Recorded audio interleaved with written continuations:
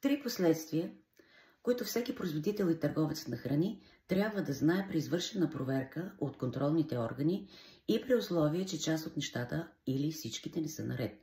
Първото е изготвяне на предписание от контролният орган, което ще изпълните в определения срок, тъй като предписанието е ниска мярка за наказание.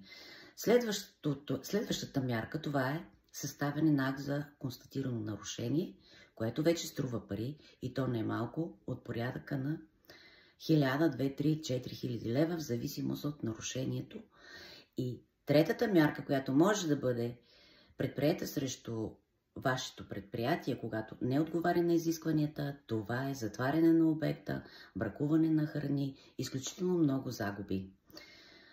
Затова, когато имате нужда от компетентна консултация за вашите обекти, обадете се на доктор Николова и нейния екип за помощ и съдействие.